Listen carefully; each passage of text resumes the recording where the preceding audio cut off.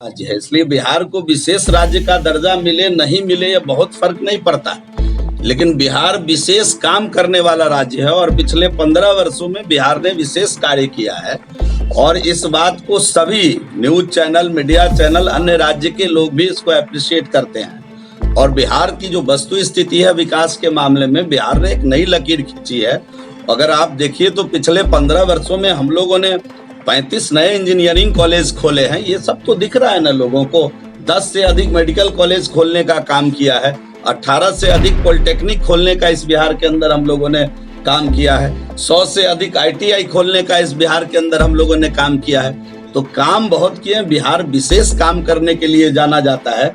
विशेष राज्य का दर्जा बहुत मायने नहीं रखता है और विशेष राज्य के का जो दर्जा मिलता है, फिर मैं बोलूंगा कि उसका भी एक पैरामीटर से, उस पैरामीटर में मैदानी भाग के जो राज्य हैं वो पहले कहा ना कि नीति आयोग को तो अब छोड़िए ना, अब तो नीति निर्धारित करिए। आप भी बताइए, आप भी सुझाव दीजिए। लोकतंत्र के चौथे स्तंभ है, आप भी बताइए कि बिहार कैसे और आगे बढ़ेगा, बिहार कैसे विकसित राज्य में आएगा।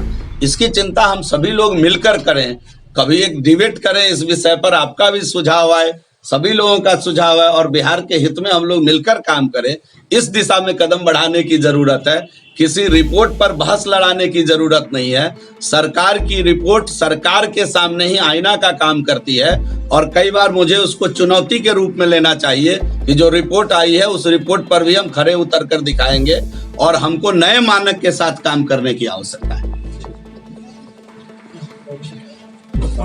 तो पिछले 10-15 दिनों से आप नीति आयोग में उलझे हुए हैं।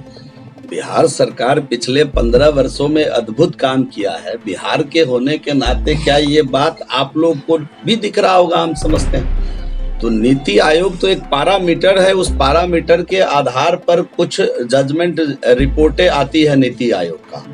तो मैं तो ऐसा मानता हूं कि नीति आयोग की जो रिपोर्ट है, हम लोगों ने खूब काम किया है। हम लोगों ने बिहार में बहुत काम किया है। नीति आयोग की रिपोर्ट के बाद हमको और काम करने की आवश्यकता है। हम तो इसको इस अर्थ में लेते हैं और हमारे मुखिया भी इसको इसी अर्थ में लेते हैं। हम सभी लोग मिलकर के खूब अच्छा काम भी कर रहे हैं। और नीति आयोग का आप रिपोर्ट देखे होइएगा, शिक्षा के क्षेत्र में 4 जिला जो है वो अद्भुत अचीवमेंट किया है, इसका भी जिक्र नीति आयोग ने किया है।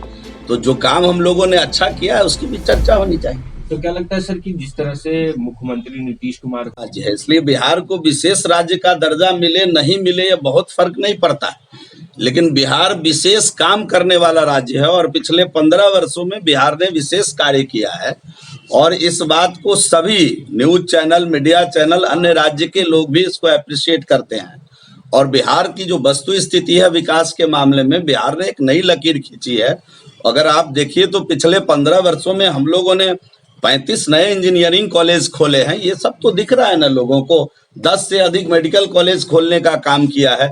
18 से अधिक पॉलिटेक्निक खोलने का इस बिहार के अंदर हम लोगों ने काम किया है। 100 से अधिक ITI खोलने का इस बिहार के अंदर हम लोगों ने काम किया है।